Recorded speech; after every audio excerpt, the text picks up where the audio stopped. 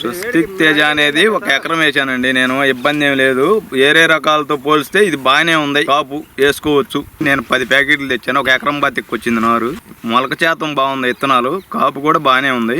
ఏరు వ్యవస్థ కూడా బాగానే ఉంది. అసలు నేను వేయలేదండి. పడిపోది అనేది వేయలేదు. ఈ పొండు తెగుళ్ళు కానీ బొబ్బర్ ఉంది కదా, ఈ బొబ్బర్ని కూడా తట్టుకుంది కదా. బొబ్బర్ అనేది లేదు కదా తోటలో.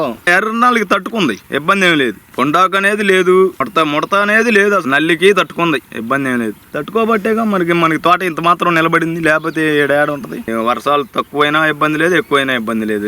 దానికి ఏమైంది, ఈ విత్తనం అసలు తట్టుకుంటది. అసలు ఇబ్బంది లేదు. ఇగో చిక్కన కాపే చూసుకోండి. ఏ చెట్టు అయినా చూసుకున్నా కూడా దగ్గర కనిపోయానండి. ఇబ్బంది ఏం లేదు. చిక్కన కాపే వేసుకోవచ్చు. కాయ కూడా సైజు కూడా బాగానే ఉంది. ఇదే సైజు అండి. బార్కి కాయ మొత్తం ఇదే సైజు. పైకి దాకా ఉంది. ఇప్పుడు 2 కాపులు ఇట్నే ఉంది కాయ.